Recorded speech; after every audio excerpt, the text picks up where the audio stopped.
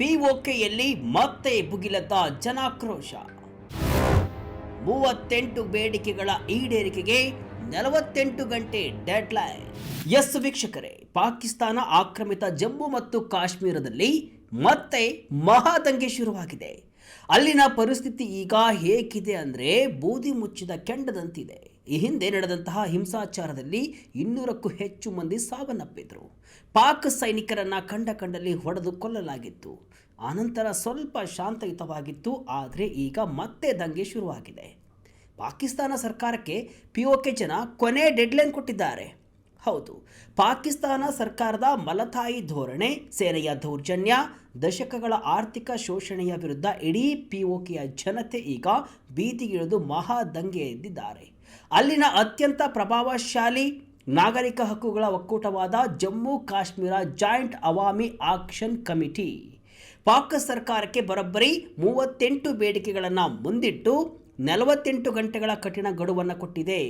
ಈ 48 ಗಂಟೆಗಳಲ್ಲಿ ಬೇಡಿಕೆ ಈಡೇರದಿದ್ದರೆ ಪಾಕಿಸ್ತಾನದ ಇತಿಹಾಸದಲ್ಲೇ ಕಾಣದ ಮಹಾ ಮತ್ತು ಅಂತಿಮ ಹಂತದ ಆಕ್ರೋಶದ ಹೋರಾಟ ಎದುರಿಸಬೇಕಾಗುತ್ತೆ ಅಂತ ಇಡೀ ಪಾಕಿಸ್ತಾನಕ್ಕೆ ದಿಗಿಲು ಹುಟ್ಟಿಸುವಂತಹ ಎಚ್ಚರಿಕೆಯನ್ನು ಕೊಟ್ಟಿದೆ. ಹಾಗಾದರೆ ಪಿಒಕೆ ಜನರ 38 ಬೇಡಿಕೆಗಳು ಏನೇನು? ಪಿಒಕೆ ವಿಚಾರದಲ್ಲಿ ಭಾರತದ ಅಧಿಕೃತ ನಿಲುವು ಎಂತಹದ್ದು? ಮತ್ತೆ ದೊಡ್ಡ ದಂಗೆ ಶುರುವಾಗುತ್ತಾ? ಈ ವಿಚಾರದಲ್ಲಿ ಭಾರತದ ನಿಲುವು ಏನು? ಎಲ್ಲವನ್ನೂ ಕೂಡ ಡೀಟೇಲ್ ಆಗಿ ನೋಡ್ತಾ ಹೋಗೋಣ. ನಾನು ಶಿವಮೂರ್ತಿ ಸ್ವಲ್ಪ. ಜುಲೈ 27ರ ಚುನಾವಣೆಯ ಟಾರ್ಗೆಟ್, ನಿರಾಶ್ರಿತರ ಸೀಟುಗಳ ಮಹಾ ವಿವಾದ. ವೀಕ್ಷಕರೇ, ಪ್ರಸ್ತುತ ಈ ಮಹಾ ಆಕ್ರೋಶಕ್ಕೆ ತಕ್ಷಣದ ಕಾರಣವಾಗಿರುವುದು ಪಿಒಕೆಯಲ್ಲಿ ಜುಲೈ 27ರಂದು ನಡೆಯಲಿರುವಂತಹ ಪ್ರಾದೇಶಿಕ ಚುನಾವಣೆ. ಜೂನ್ 9ರಿಂದಲೇ ನಾಮಪತ್ರ ಸಲ್ಲಿಕೆ ಪ್ರಕ್ರಿಯೆ ಆರಂಭವಾಗಿದ್ದು, ಇದೇ ಹೊತ್ತಲ್ಲಿ ಜಾಯಿಂಟ್ ಅವಾಮಿ ಆಕ್ಷನ್ ಕಮಿಟಿ ರಾಜಧಾನಿ ಮುಜಫರಾಬಾದ್ನಂತಹ ಬೃಹತ್ ಪ್ರತಿಭಟನಾ ಮೆರವಣಿಗೆಯನ್ನು ಘೋಷಣೆ ಮಾಡಿದೆ.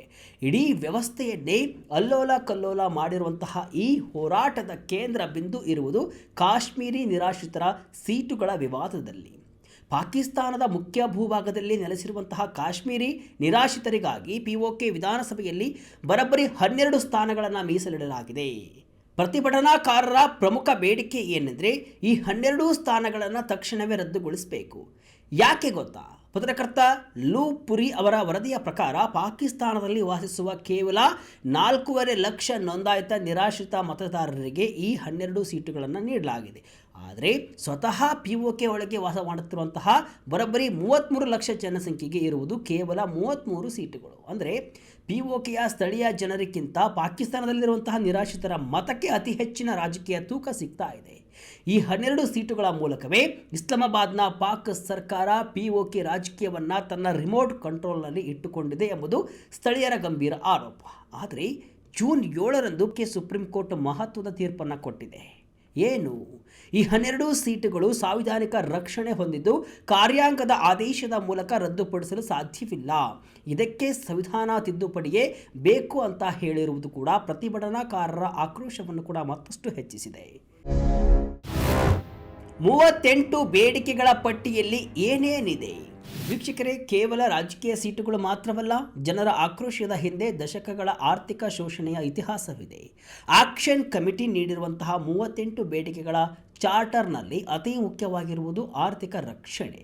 ಗಗನಕ್ಕೇರ್ತಾ ಇರುವಂತಹ ಹಣದುಬ್ಬರದಿಂದ ಕಂಗೆಟ್ಟಿರುವ ಜನರು ಗೋಧಿ ಹಿಟ್ಟು ಸೇರಿದಂತೆ ಅಗತ್ಯ ವಸ್ತುಗಳ ಮೇಲೆ ಹೆಚ್ಚಿನ ಸಬ್ಸಿಡಿ ನೀಡಬೇಕು ಮತ್ತು ವಿದ್ಯುತ್ ದರವನ್ನು ಭಾರಿ ಪ್ರಮಾಣದಲ್ಲಿ ಕಡಿತಗೊಳಿಸಬೇಕು ಅಂತ ಆಗ್ರಹಿಸ್ತಾ ಇದ್ದಾರೆ. ಜೊತೆಗೆ ಪಿಒಕೆಯ ಜಲ ವಿದ್ಯುತ್ ಯೋಜನೆಗಳ ಒಪ್ಪಂದಗಳನ್ನು ಮರುಸಂಧಾನ ಮಾಡಬೇಕು ಎಂಬುದು ಇವರ ಹಠವಾಗಿದೆ.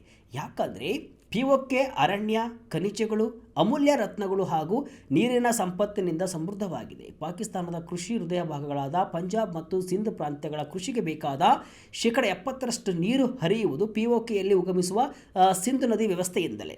ಅಷ್ಟೇ ಅಲ್ಲ, ಇಡೀ ಪಾಕಿಸ್ತಾನ ದೇಶ ಬಳಸುವಂತಹ ಒಟ್ಟು ವಿದ್ಯುತ್ತಿನಲ್ಲಿ 10% 15% ವಿದ್ಯುತ್ ಉತ್ಪಾದನೆಯಾಗುವುದು ಕೂಡ ಇದೇ ಪಿಒಕೆಯ ಜಲ ವಿದ್ಯುತ್ ಯೋಜನೆಗಳಿಂದ. ಪರಿಸ್ಥಿತಿ ಹೀಗಿದ್ದರೂ ಕೂಡ ತಮ್ಮದೇ ನೆಲದಲ್ಲಿ ಉತ್ಪತ್ತಿಯಾಗುವ ವಿದ್ಯುತ್ಗೆ ಸ್ಥಳೀಯರು ಡಬಲ್ ತ್ರಿಬಲ್ ದರ ತೆರಬೇಕಾಗಿದೆ. ಇಲ್ಲಿನ ನೈಸರ್ಗಿಕ ಸಂಪತ್ತಿನ ಎಲ್ಲ ಲಾಭಗಳು ಪಾಕಿಸ್ತಾನದ ಪಾಲಾಗ್ತಾ ಇದ್ದು ಸ್ಥಳೀಯರಿಗೆ ಮಾತ್ರ ಕಡುಬಡತನ, ಮೂಲಸೌಕರ್ಯ ಕೊರತೆ ಮತ್ತು ಕಣ್ಣೀರು ಮಾತ್ರ ಉಳಿದಿದೆ ಅಂತ ಜನರು ಆಕ್ರೋಶದ ಜ್ವಾಲೆಯನ್ನು ಉಗುಳುತ್ತಿದ್ದಾರೆ. ಆಜಾದ್ ಕಾಶ್ಮೀರದ ಹಿಂದೆ ಪಾಕಿಸ್ತಾನದ ಕರಾಳ ಸುಳ್ಳು. ಪಿಒಕೆ ಜನರಿಗೆ ಶಕ್ತಿಯಾಗಿ ನಿಂತ ಜೆಎಎಸಿ ಕಮಿಟಿ. ವೀಕ್ಷಕರೇ, ಜಗತ್ತಿನ ಕಣ್ಣಿಗೆ ಪಿಒಕೆಯನ್ನು ಆಜಾದ್ ಕಾಶ್ಮೀರ ಅಂದರೆ ಮುಕ್ತ ಕಾಶ್ಮೀರ ಅಂತ ಸುಳ್ಳು ಹೇಳುವ ಪಾಕಿಸ್ತಾನದ ಅಸಲಿ ಬಣ್ಣವನ್ನು ಅಲ್ಲಿನ ಸಂವಿಧಾನವೇ ಬಯಲು ಮಾಡಿದೆ. ಪಾಕಿಸ್ತಾನದ ಸಂವಿಧಾನದ ಆರ್ಟಿಕಲ್ 1 ಅಡಿಯಲ್ಲಿ ಈ ಪಿಒಕೆ ಪ್ರಾಂತ್ಯವು ಪಾಕಿಸ್ತಾನದ ಅಧಿಕೃತ ಭಾಗವಲ್ಲ. ಹೀಗಾಗಿ ಪಿಒಕೆ ಜನರಿಗೆ ಪಾಕಿಸ್ತಾನದ ಸಂಸತ್ತಿನಲ್ಲಿ ಯಾವುದೇ ಪ್ರಾತಿನಿಧ್ಯವಿಲ್ಲ. ಕಾಗದದ ಮೇಲೆ ಇಲ್ಲಿಗೆ ಸ್ವಂತ ಪ್ರಧಾನಿ, ರಾಷ್ಟ್ರಪತಿ ಹಾಗೂ ಸುಪ್ರೀಂ ಕೋರ್ಟ್ ಇದ್ದರೂ ಕೂಡ ಇಡೀ ಪ್ರಾಂತ್ಯದ ಸಂಪೂರ್ಣ ಅಧಿಕಾರ ಇರುವುದು ಪಾಕಿಸ್ತಾನದ ಪ್ರಧಾನಿ ನೇತೃತ್ವದ ಕಾಶ್ಮೀರ ಕೌನ್ಸಿಲಿನ ಕೈಯಲ್ಲೇ. ಅತಿ ಮುಖ್ಯವಾಗಿ ಪಿಒಕೆ ಸಂವಿಧಾನದ ಪ್ರಕಾರ ಇಲ್ಲಿನ ಯಾವುದೇ ವ್ಯಕ್ತಿ ಅಥವಾ ರಾಜಕೀಯ ಪಕ್ಷವು ಪಾಕಿಸ್ತಾನದೊಂದಿಗೆ ವಿಲೀನವಾಗುವುದನ್ನು ವಿರೋಧಿಸುವಂತಿಲ್ಲ. ಚುನಾವಣೆಗೆ ಸ್ಪರ್ಧಿಸುವ ಪ್ರತಿಯೊಂದು ಅಭ್ಯರ್ಥಿಯು ನಾನು ಪಾಕಿಸ್ತಾನದೊಂದಿಗೆ ವಿಲೀನವನ್ನು ಬೆಂಬಲಿಸುತ್ತೇನೆ ಎಂಬ ಒಪ್ಪಂದ ಪತ್ರಕ್ಕೆ ಸಹಿ ಹಾಕುವುದು ಕಡ್ಡಾಯವಾಗಿದೆ. ಇನ್ನು ಈ ಹೋರಾಟವನ್ನು ಮುನ್ನಡೆಸುತ್ತಿರುವಂತಹ Jammu Kashmir joint Awami action committee ಉದಯವಾಗಿದ್ದು 2023ರಲ್ಲಿ. ಅತ್ಯಂತ ಕಡಿಮೆ ಅವಧಿಯಲ್ಲಿ ಇದು ಪಿಒಕೆಯ ಅತ್ಯಂತ ಶಕ್ತಿಶಾಲಿ ನಾಗರಿಕ ವೇದಿಕೆಯಾಗಿ ಬೆಳೆದು ನಿಂತಿದೆ. ಮೇ 2024ರಲ್ಲಿ ಇಡೀ ಪಿಒಕೆಯನ್ನು ಸ್ತಬ್ಧಗೊಳಿಸಿದಂತಹ ಭೀಕರ ಸರಣಿ ಮುಷ್ಕರಗಳು, ಚಕ್ರಬಂಧ ಮತ್ತು ಪ್ರತಿಭಟನೆಗಳ ಮೂಲಕ ಈ ಸಂಸ್ಥೆ ಮುಂಚೂಣಿಗೆ ಬಂದಿತ್ತು. ಗಿಲ್ಗಿಟ್ ಬಾಲ್ಟಿಸ್ತಾನ್ ಪ್ರಾಂತಕ್ಕೆ ನೀಡುವ ಮಾದರಿಯಲ್ಲೇ ತಮಗೂ ಸಬ್ಸಿಡಿ ನೀಡಬೇಕು ಅಂತ ಜನರು ಅಂದು ಆಗ್ರಹವನ್ನು ಮಾಡಿಕೊಂಡಿದ್ದರು. ತದನಂತರ ಸೆಪ್ಟೆಂಬರ್ 2025ರಲ್ಲೂ ಕೂಡ ಇಂತಹದೇ ಬೃಹತ್ ಚಳುವಳಿಯನ್ನು ಈ ಸಮಿತಿ ಯಶಸ್ವಿಯಾಗಿ ಸಂಘಟನೆಯನ್ನು ಮಾಡಿತ್ತು. ಪಾಕಿಸ್ತಾನ ಜಗತ್ತಿನ ಎದುರು ಈ ಪ್ರದೇಶವನ್ನು ಆಜಾದ್ ಕಾಶ್ಮೀರ ಅಂದರೆ ಮುಕ್ತ ಕಾಶ್ಮೀರ ಅಂತ ಕರೆದುಕೊಳ್ಳುತ್ತೆ. ಆದರೆ ವಾಸ್ತವವಾಗಿ ಇದು ಪಾಕಿಸ್ತಾನದ ಅತ್ಯಂತ ಕರಾಳ ಜೀತದ ಗುಲಾಮಿ ತಾಣವಾಗಿದೆ. ಹಸುವಿನ ಆಹಾಕಾರ, ಭೀಕರ ಸೆಕ್ಯೂರಿಟಿ ಪರಿಸ್ಥಿತಿ.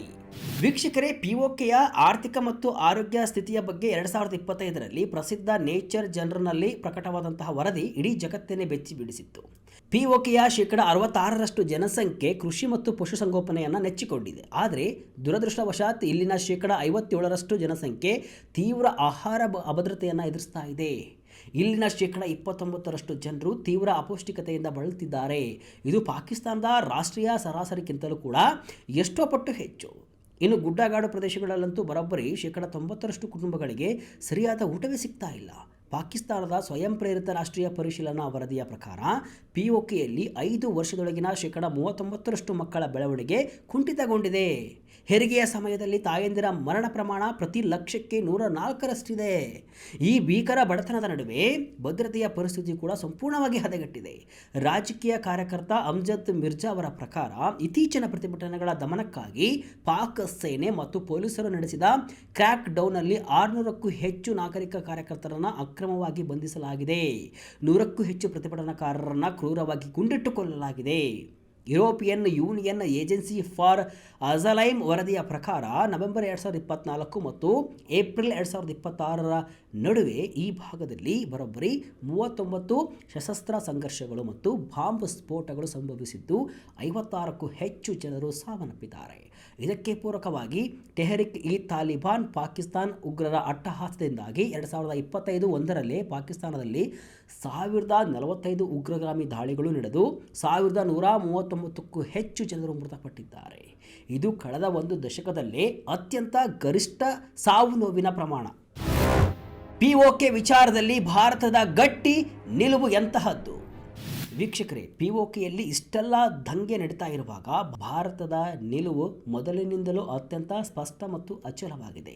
ಸ್ವಾತಂತ್ರ್ಯದ ನಂತರ ಅಕ್ಟೋಬರ್ 26, 1947ರಂದು ಜಮ್ಮು ಮತ್ತು ಕಾಶ್ಮೀರದ ಮಹಾರಾಜ ಹರಿ ಸಿಂಗ್ ಅವರು ದೇಶದ ಇತರ 560ಕ್ಕೂ ಹೆಚ್ಚು ಸಂಸ್ಥಾನಗಳಂತೆಯೇ ಕಾನೂನುಬದ್ಧವಾಗಿ ಇನ್ಸ್ಟ್ರೂಮೆಂಟ್ ಆಫ್ ಆಕ್ಸಿಜನ್ ಒಪ್ಪಂದಕ್ಕೆ ಸಹಿಯನ್ನು ಹಾಕಿ ಇಡೀ ಕಾಶ್ಮೀರವನ್ನು ಭಾರತಕ್ಕೆ ಸೇರ್ಪಡೆಗೊಳಿಸ್ತಾರೆ. ಆದರೆ ಪಾಕಿಸ್ತಾನವು ಕವಾಲಿ ಉಗ್ರರನ್ನು ಮತ್ತು ತನ್ನ ಸೇನೆಯನ್ನು ನುಗ್ಗಿಸಿ ಕಾಶ್ಮೀರದ ಒಂದು ಭಾಗವನ್ನು ಅಕ್ರಮವಾಗಿ ಆಕ್ರಮಿಸಿಕೊಳ್ತು. ಅದೇ ಇವತ್ತಿನ ಪಿಒಕೆ. ಇದಾದ ಬಳಿಕ ಫೆಬ್ರವರಿ 22, 1994ರಂದು ಭಾರತದ ಸಂಸತ್ತಿನ ಉಭಯ ಸದನಗಳು ಅಂದರೆ ರಾಜ್ಯಸಭೆ ಮತ್ತು ಲೋಕಸಭೆ ಒಮ್ಮತದಿಂದ ಐತಿಹಾಸಿಕ ನಿರ್ಣಯವನ್ನು ಅಂಗೀಕರಿಸಿವೆ. ಅದರ ಪ್ರಕಾರ ಇಡೀ ಜಮ್ಮು ಮತ್ತು ಕಾಶ್ಮೀರ ಹಾಗೂ ಲಡಾಖ್ ಅಕ್ರಮವಾಗಿ ಆಕ್ರಮಿಸಿಕೊಂಡಿರುವಂತಹ ಪಿಒಕೆ ಸೇರಿ ಭಾರತದ ಅವಿಭಾಜ್ಯ ಅಂಗವಾಗಿದೆ ಮತ್ತು ಪಾಕಿಸ್ತಾನವು ತಕ್ಷಣವೇ ತಾನು ಅಕ್ರಮವಾಗಿ ಆಕ್ರಮಿಸಿಕೊಂಡಿರುವಂತಹ ನಮ್ಮ ಭಾರತದ ಭೂಭಾಗವನ್ನು ತೆರವುಗೊಳಿಸಬೇಕು ಅಂತ ಭಾರತ ಅಧಿಕೃತವಾಗಿ ಆದೇಶಿಸಿದೆ.